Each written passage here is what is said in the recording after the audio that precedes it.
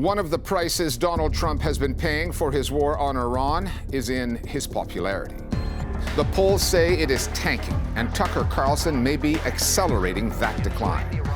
The former Fox News anchor is in podcast land, criticizing Trump and exposing divisions in the Republican ranks. Allegations of anti-Semitism are rife in Britain, including against the only Jewish leader of a political party there. And from the fringes to the mainstream. The settler voices pushing for a greater Israel.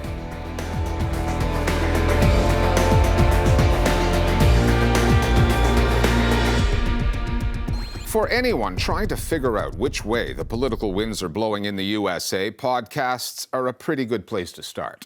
They can be leading-edge indicators of what is to come. In recent months, longtime Donald Trump supporter Tucker Carlson has pivoted away from the president on some key issues and is getting huge viewing numbers online.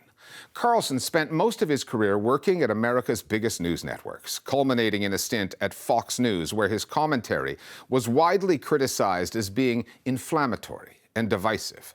But in 2023, Fox cut Carlson loose, right after the network paid big money to settle a lawsuit over false claims that the 2020 election had been stolen from Trump, allegations that Carlson amplified on Fox's air while dismissing them in private. Now Carlson has turned on Trump on certain issues, questioning the U.S.'s relationship with Israel, opposing its war on Iran, and focusing on the economic cost of that for Americans. The enormous audiences he is now attracting have triggered speculation that one day Tucker Carlson could try to ride his new popularity all the way to the White House. So how's your Iran war been so far? You enjoying the Iran war? Say what you will about Tucker Carlson and his troublesome history, but there is no denying that he has emerged as one of the leading critics of America's war on Iran. For most, it is a disaster, a true disaster, not just for the thousands who've already been killed, or the dozen countries that have been bombed. Long a sycophantic supporter of Donald Trump, Carlson detached himself from the president last month after Trump threatened Iran with war crimes in a post laced with profanity. You cannot support that. That is evil. This past Wednesday, Carlson dropped this interview on his podcast with Congressman Thomas Massie. Massie, like Carlson, is an outlier, a Republican who can no longer defend Trump, this war, and what it is costing Americans. When I endorsed him, I thought we wouldn't have a new war. Tucker Carlson's political evolution, especially as it pertains to foreign policy, started years ago and has culminated in this major disagreement that he has with President Trump's decision to enter this war against Iran at the behest of Israel. And prior to this war getting started, Carlson really took many efforts to try to warn President Trump, understanding that it would be carried out at the detriment of the American people. Already, you are seeing a massive human cost, not well reported in American media, to a relatively small spike in global oil prices. The observation that economics is the overarching issue for Americans is simply true. Americans are not that interested in the goings-on of other places to predict the outcome of a presidential election. The closest thing you have to an ironclad rule of nature is that if Brent oil is above $100 a barrel, the incumbent is going to lose. And if it's under $100 a barrel, the incumbent is going to win. When Carlson says that the economy is the supreme measure in American politics, that is simply recognition of empirical fact. According to the viewing numbers released by his podcast team, Tucker Carlson has found significantly bigger audiences online by unhitching his wagon from the president's and criticizing the Iran war to a greater degree than many Democrats do. It is a partial reinvention of himself, which also has Carlson engaging with more voices that he has criticized, primarily podcasters, notably including at the New York Times. After years of antagonizing the Times and calling mainstream news outlets tools of the ruling class and corrupt elites, Carlson agreed to do an extended interview with the paper. Tucker Carlson. Thanks for having me. Carefully calibrating his words, he nonetheless went after the Times for its persistent support of Israel and the contention that Israel keeps dragging Donald Trump and the U.S. into wars overseas. I'm sorry. Credit card debt is a much bigger problem than Hezbollah will ever be. So stop with this. Stop with the brainwashing. The New York Times is still the paper of record in the United States. And so if you want a big audience, yeah, you want to do an interview in the Times.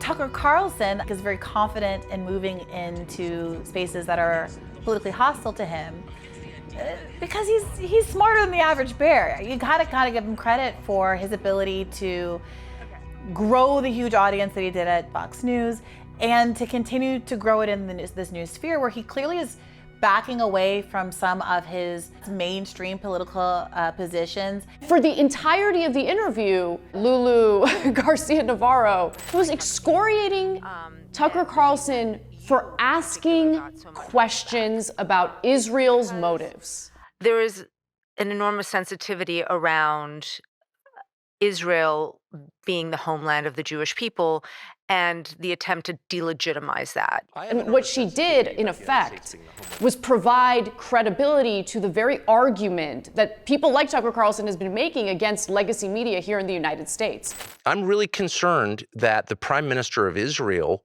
and his many cheerleaders in American media, including at the New York Times, if I can say, pushed the U.S. government into a war that hurts the United States. Why does Tucker Carlson sit down with the New York Times?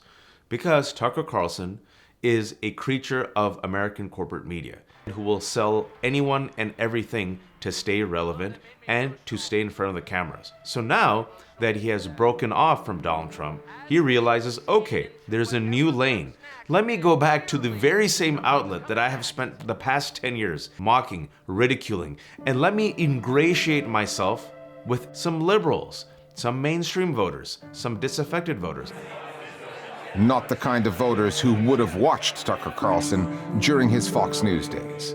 Had they tuned in, they would have seen him criticize the number and the kind of immigrants coming to the U.S. Even if it makes our own country poorer and dirtier and more divided. At the height of COVID, he repeatedly attacked the scientific community for the measures it imposed to contain the pandemic. Many schools that do plan to reopen will do so under a series of restrictions that have no basis of any kind in science. Then there was the story that cost Carlson his job. He repeatedly said that the 2020 election had been stolen from Donald Trump. He insisted that the voting machines used to count ballots had been rigged. The 2020 presidential election was not fair. No honest person would claim that it was fair. While he privately texted colleagues saying those allegations were nonsense. One of the companies providing those voting machines, Dominion, sued Fox News for defamation, and the claims of rigged machines were debunked. The lawsuit cost the network almost $800 million. Such a well-documented and litigated track record of disturbing and misleading content sticks with liberal Americans, who take the idea that Tucker Carlson is a changed man with a shovelful of salt. Of course it reveals him to be completely duplicitous, a man without conviction, a man who's willing to just take off a mask and replace another mask. Tucker Carlson, privately, in his WhatsApp chats, thought Donald Trump was what? An idiot. Couldn't stand him, hated him. But as soon as the cameras rolled, what did he do? Sat there and was a cheerleader for Donald Trump. His understanding of world affairs is so much more nuanced and sophisticated and pro-American than the moronic neocons currently in charge. I certainly do think it damages his credibility. How Tucker Carlson very much fed into this narrative that the 2020 election was stolen from President Trump when it wasn't. And then you see those text messages he was sending to his own producers. Those text messages were leaked as part of the Dominion lawsuit against Fox News. For many, they are hesitant to trust anything that Tucker says because of those moments in the past that he really hasn't addressed or cleared up publicly. The Dominion voting machine episode is in large part a skeleton key towards understanding what Tucker's project is now. It's clear that he is creating this air of transparency. What you see is what you get. He is actually saying what he thinks without bowing to any particular interest or editorial line. So to some degree, this is not a discrediting history. This is a history that makes you understand why he's pursuing the public image that he's pursuing now. We sent Tucker Carlson's team questions for this story, offering it a right of reply. By the time of broadcast, we had not received a response. One final point. In examining Carlson's words and theorizing over what his endgame really is, journalists have not ruled out political ambition, that Carlson may be positioning himself as the new face and voice of the Republican Party, the heir to Donald Trump, someone who can convince those in the MAGA movement, which has become so divided over Trump's wars, that MAGA can be great again. I think that Carlson is certainly interested in running for president. Whether he will or not remains to be seen. I think that starting with a big, splashy interview in the New York Times is probably a good step if that is what he has in mind. It's hard to imagine that Tucker Carlson hasn't at least considered it.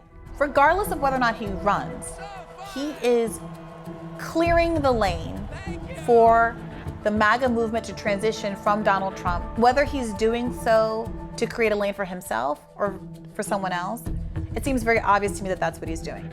Do you trust a man like that? Do you trust him now that he says that he's a man redeemed and a man who's changed? I don't. But then again, I live in the United States of amnesia, and I look forward to Tucker Carlson most likely running for president in 2032. In Britain, days after a knife attack in North London left 2 Jewish men in hospital, much of the country's mainstream media and political class settled on a narrative. Anti-genocide marches are to blame. Most of the protesters are anti-Semitic. And the only Jewish leader in British politics is part of the problem. Meenakshi Ravi is here with more. Britain has seen a rise in violence against Jews, from an attack on a Manchester synagogue late last year to arson attacks on Jewish ambulances and the stabbing of 2 men in North London in late April. Media coverage has more often than not heightened tensions. Anti-Semitism is a real issue in Britain, but its coverage is often disproportionate, especially when compared to the relative lack of attention paid to anti-Muslim incidents, which are also widespread. One figure attracting particularly sharp scrutiny is Zack Polanski, the leader of the Greens. Zack Polanski, shamefully, has turned himself into probably British politics' foremost mouthpiece for anti-Semitism. Polanski, the only Jewish leader in British politics, is an outspoken critic of Israel's war in Gaza and has taken part in protest marches. Those marches and the people attending them have been widely vilified by politicians and sections of the media. If you stand alongside people who say globalize the Intifada, you are calling for terrorism against Jews. Polanski has repeatedly rejected claims that pro-Palestinian or anti-war protests are hate marches, driving a rise in anti-Semitism. Some of the criticism directed at him has veered into anti-Semitic tropes. A columnist at the Times described Polanski as a Trojan horse for a dangerous Palestinianism. The same paper published a cartoon depicting him with a hooked nose, one of several such caricatures printed in The Telegraph, The Sun, and The Daily Mail. At a time when the British state is being pushed to be honest about the extent of its support for Israel, and when British society is seeing a growing gap between public opinion and the government's approach. Thanks, Meena. Israel's settler movement is no longer on the fringes of society there. It has gradually been rising in its power over key Israeli institutions, in government, the military, in the media. It is in the ascent, gaining more influence over policy and debate that is fueling Israel's endless wars and occupations across the Middle East.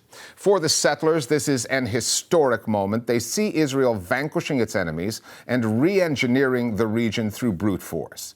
The push to settle new territories taps into a concept that has biblical connotations: Greater Israel.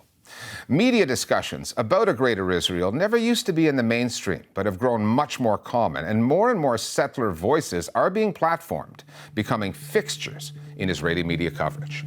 The Listening Post's Tarek Nafa now on the normalization of the idea of a Greater Israel. Going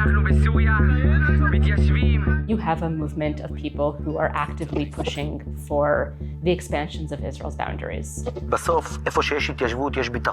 A deep web of different settler movements that are working together on an idea that Israel should be much larger than it currently is. מעצבים את מדינת ישראל מחדש, מגנים עליה וחוזרים הביתה אחרי אלפי שנים, התרגשות. Every day we see support for the concept of a greater Israel. אפילו אם אנחנו מדברים על כל ארץ ישראל השלמה, שיש עוד הרבה זמן להגיע לזה, עדיין נהיה מדינה קטנה יחסית לעולם. לא נורא אם נתרחב קצת. Last August, Netanyahu stated that he's very much connected to the idea of greater Israel. אתה מתחבר לחזון? מאוד. באמת? מאוד. בישראל השלמה. That would have been unfathomable just a few years ago. It's becoming more and more mainstream and more normalized. As Israeli forces have rampaged through Gaza, the West Bank, Syria, and Lebanon, a once fringe settler fantasy, the idea that Israel should be larger, greater, has never been more prevalent. ובסופו של דבר ישראל פה צריכה לבסס את העוצמה שלה, והעוצמה שלה היא במשפט אחד, לא נסוגים מדרום לליטני. The concept of a greater Israel has deep roots. The father of modern Zionism, Theodor Herzl, advocated for a future Israel that would stretch from the Brook of Egypt to the Euphrates. The influential Zionist thinker, Zev Jabotinsky, wrote the song East Bank of the Jordan River in 1929.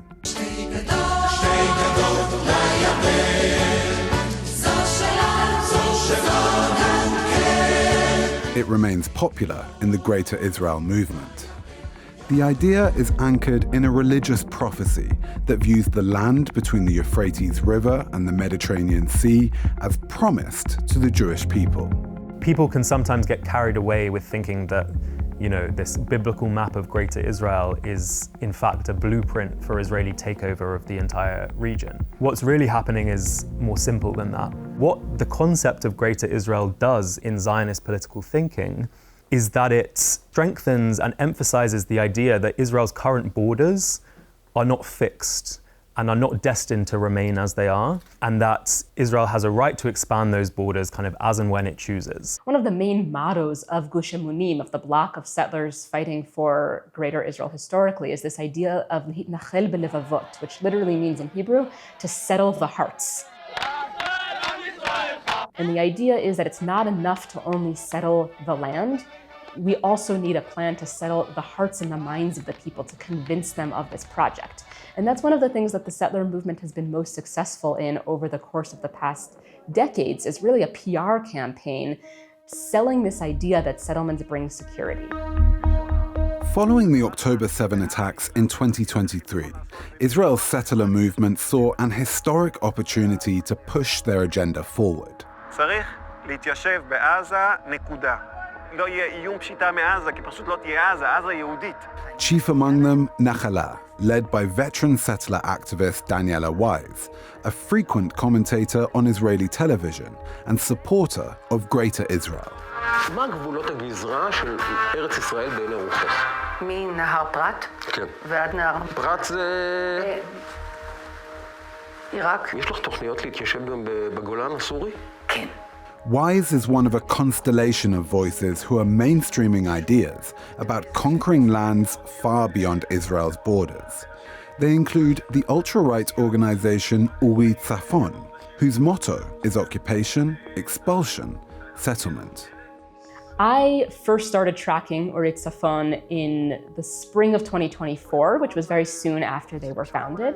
And in the recent period of time, we've seen a tremendous uptick in their support. צריך להתיישב בצפון הגליל, צפון הגליל נגמר בליטני, כמו שהגדירה ההסתדרות הציונית לפני 100 שנה. At the beginning of March, again and again, there were mainstream Israeli media personalities who started talking about the idea that the Litani River in southern Lebanon had to be Israel's new northern border, and that it had to be ethnically cleansed of its Lebanese inhabitants, the villages had to be destroyed. זה רצועת ביטחון עם הבדל אחד, אין שם נפש חיה, אין תושבים, אין כפרים, אין כלום, הכל ריק, כמו שעשו בקו הצהוב בעזה, ככה צריך לעשות בלבנון. Until at the end of March, the defense minister, Israel Katz, made an announcement that Israel would control up to the Litani River and hundreds of thousands of Lebanese people would not be able to return to their homes. The media becomes a policy. Next time there's a war with Lebanon, they'll be one step closer. The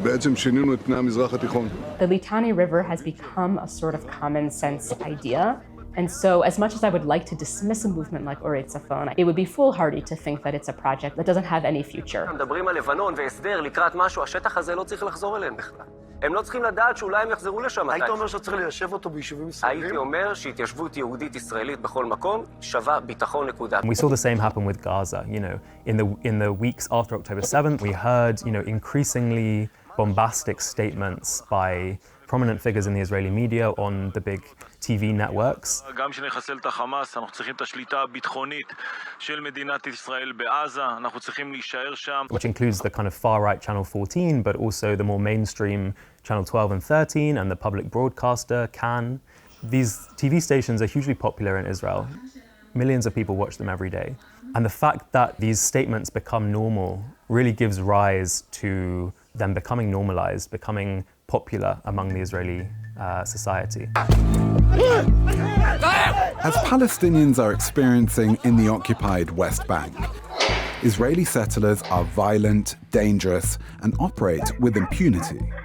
But on the Israeli airwaves, they're given the kid gloves treatment. מה בחלום שלך? מה היית רוצה לראות פה? פה יהיה יישוב גדול, מתפתח יפה. Too often, voices once considered extremist, even by Israeli standards, are being positioned as authorities on the country's security. מי שנמצא כאן מגן על מדינת ישראל. כשהטייסים שלנו תוקפים בלבנון, אנחנו עובדים בקרקע, אנחנו מחזקים את מדינת ישראל. We see a consistent trend that settlers and other people deeply involved in the settler movement, the Greater Israel movement, are brought onto Israeli TV and other media platforms to speak as experts on security. יש לנו כאן עניין מהותי להגיד שההתיישבות בעזה זה הפתרון היחיד אחרי 7 לאוקטובר. Part of that is the ways that settlers have become military actors in the West Bank. There's a sort of just assumption that their logic that settlements bring security is the correct one. And we see empirically that that's not true. That settlements and the quest for Greater Israel and a kind of constant eternal warfare and expansion is not something that has made Israelis safer, certainly, of course, has not made anyone else in the region safer, has brought tragic genocidal consequences. Having perpetrated what rights groups widely consider to be a genocide in Gaza, then invaded and occupied new territory in Lebanon and Syria, Israel has grown accustomed to the freedom to operate as it pleases in the region. A maximalist plan to recreate biblical Israel is not a mainstream idea in the country, but some version of a greater Israel increasingly is. And because it has entered the mainstream, the settlers have already widened the horizon of what is possible. This kind of rhetoric that we see today on the Israeli media is the logical outcome of decades of rhetoric that dehumanizes Palestinians and dehumanizes Arabs more generally. I don't think you can say a majority of Israeli society supports settling Gaza, settling Lebanon. Those positions are still pretty divisive within Israeli society. But what you can say is that a majority of Israeli society would not put up a fight if that happened. Israel wants total freedom of action across the Middle East. Over the last 2.5 years, it's largely been achieving that. The concept of Greater Israel, this is what it's about. It's about total Israeli domination over the entire region. And finally, this past week, the 2026 Pulitzer Prize for Breaking News Photography has been awarded to a Palestinian, Sahar Al-Ghora, for his coverage of the humanitarian catastrophe in Gaza. Al-Ghora's images, published by the New York Times, document starvation, displacement, and daily life under Israeli bombardment. The backlash was not long in coming. A self-described media watchdog organization that calls itself Honest Reporting, a group that targets what it calls anti-Israel bias, accused Al Gore of staging scenes and advancing what it called a manufactured famine narrative. But if Al Gore's work is to be questioned, then so should the reporting of news agencies like Reuters and the Associated Press, whose photojournalists have documented the same genocide against Gaza. The narrative that's really being advanced here is by groups like Honest Reporting and the misleading work that it does, starting with its name.